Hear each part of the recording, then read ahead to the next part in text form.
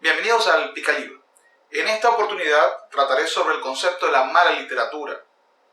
Para entenderlo, primero es si existe buena y mala literatura. La respuesta es sí, evidentemente existe buena y mala literatura. Pero no debe entenderse que la buena literatura te tiene que gustar o que la mala te debe de aborrecer.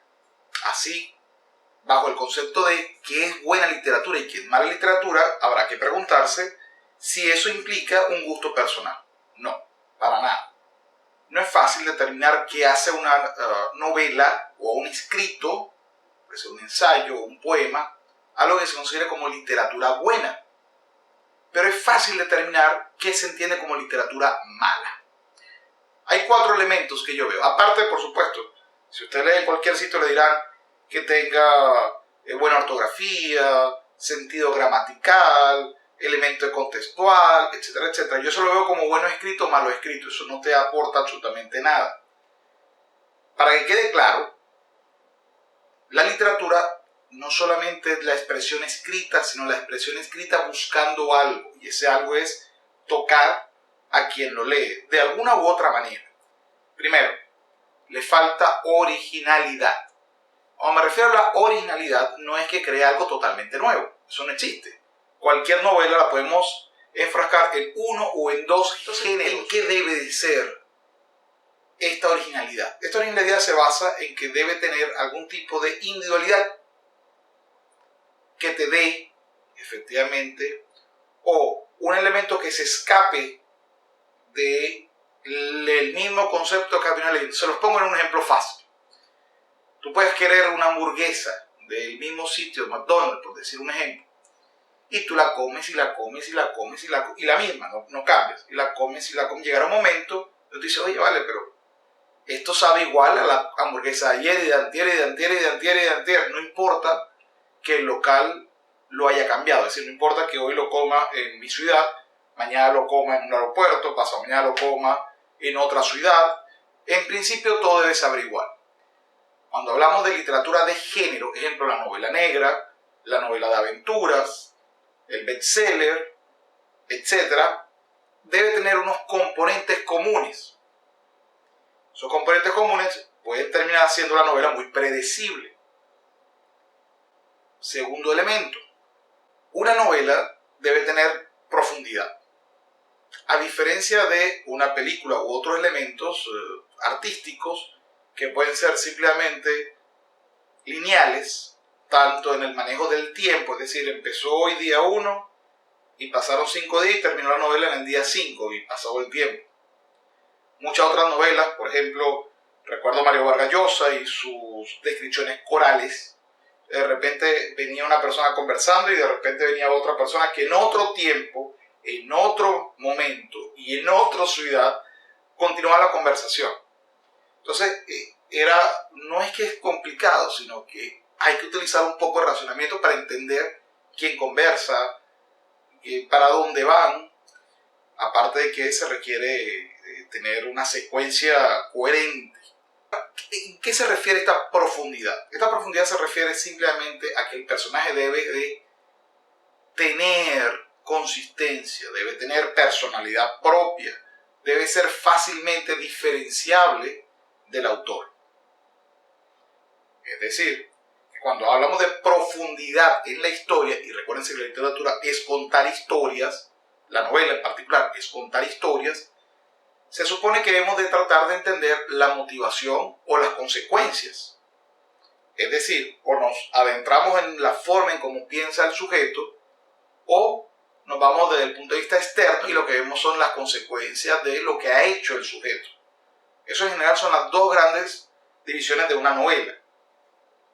Ahora, cuando falta profundidad es porque todo es extremadamente sencillo y simple, donde los personajes son planos, no tienen ningún tipo de pensamiento diferente al de su autor, o son un estereotipo.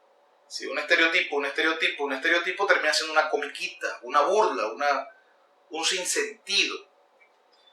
Tercer elemento, ya más o menos cuando hablo de profundidad lo he tocado, y es que la voz del autor se ve en toda la obra. ¿A qué me refiero?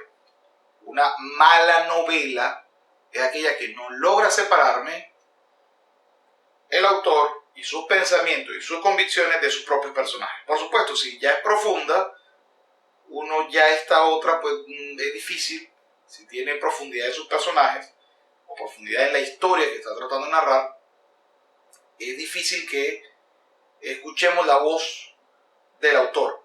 Pero si este personaje profundo coincide reiteradamente en elementos ajenos a su propio personaje, ya estamos hablando de novelas poco creíbles. Coherencia es otro elemento importante para determinar que una novela es buena o mala.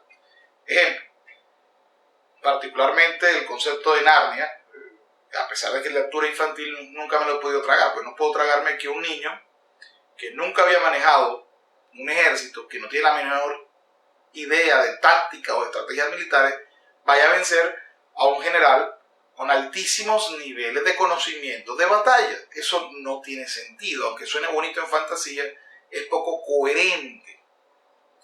Las fantasías deben de tener una coherencia, que no quiere decir que sean factibles o posibles, porque estamos hablando del mundo de la fantasía. Estamos hablando de que esto sea coherente, es decir, que pueda ser entendible o manejable el punto A con la consecuencia B. Si no se puede esto, ejemplo, te he disparado y has muerto, pero en la siguiente has vuelto a nacer, o no has muerto porque has vuelto de la vida, tienes que explicármelo. Si no, hay una incoherencia. La cuarta es la falta de historia, cuando el autor utiliza a la novela para transmitir un mensaje. En ese caso ya no una novela, sino un panfleto. Hay muchísimos autores que han tratado de llevar ideas políticas o ideas filosóficas a través de una novela. Y por supuesto, es imposible desarrollar novelas si lo que yo quiero transmitir es un mensaje y no una historia. Entonces, cuando la novela confunde transmitir un mensaje con transmitir una historia, normalmente se considera mala. Digo, si quieres transmitir un mensaje, pues existen las fábulas o los cuentos con moraleja. Pero ya una novela es muy difícil porque si está bajo la sombra de una ideología X, Z o Y, pues haré que mis personajes respondan a esa ideología y por consiguiente no será profunda y será muy difícil separar el razonamiento del autor, la voz del autor, de la de sus personajes. Conclusión, utilizaste la palabra escrita para transmitir un mensaje y no una historia. Y recordemos que la novela debe transmitir una historia. Ese es el concepto inicial y base de toda novela. Ahora, ¿es correcto no leer malas novelas? No, para nada. Usted debe leer lo que usted quiera. Lo que no es correcto es tratar de convencer que una hamburguesa o una novela de bestseller de algunos autores como Dan Brown, que tienen los mismos formatos repetidos, vamos a colocar un personaje gris al inicio, es agarrado por los altos intereses, viene un complot, a la final tu amigo, tu mejor aliado te traiciona a través de un complot particular. Todo lo voy a utilizar a través de elementos culturales bastante errados, pero muy populares y muy conocidos para que todo el mundo lo crea o todo el mundo se sienta identificado. No, eso no funciona de esa manera, porque así como Dan Brown hizo El Código Da Vinci o como hizo Ángel y Demonio, ambas novelas que he leído y por eso opino que son malas, así antes que él, 30 años que él, estaba Sidney Sheldon sacando bodrio utilizando la misma contexto. ¿Qué quiere decir esto? Bueno, voy a tener aventuras, voy a tener personajes muy planos, va a haber una traición, va a haber un complot, todo es un misterio, va a haber una chica bonita. Entonces, a lo mejor en este momento te guste Dan Brown. Está bien, eso está bien, no lo tienes que justificar solo a nadie. A mí me gusta, además de la música clásica, me gusta también, por ejemplo, Danza Kuduro, Gasolina, de Daddy Yankee, Mecano. Bueno, Mecano es muy buena música. Pero independientemente de eso, también tengo placeres culposos. Es decir, de vez en cuando releo o me gusta agarrar bestseller y ver qué está leyendo la gente. Algunos, como los de Meyer, no me los puedo tragar. Porque son una serie de lugares comunes, ya conocidos, que si usted ya ha empezado a leer y tiene algún tipo de años leyendo, dirá, pues ya lo he visto. Ejemplo, vamos a imaginar que yo vengo con una nueva novela y digo, ¿saben qué? Voy a crear un ser a través de cadáveres y le voy a meter electricidad para que viva. Ah, Frankenstein. Bueno, está bien, eso no, eso ya está repetido. Te voy a crear entonces un personaje que conquista todo y que trabaja para su majestad y tiene N cantidad de recursos tecnológicos a su disposición. Espionaje. Bueno, ok, perfecto. Entonces, ¿qué hace a esta novela original? Bueno, que el individuo ha descubierto una forma diferente de contar algo. Les doy un ejemplo que a mí particularmente me gusta. La novela del perfume. La novela del perfume creo que es una de las novelas más interesantes de los últimos 30 años. Porque logró narrarme el desquiciamiento de un asesino a través del olfato. Eso es un elemento muy particular.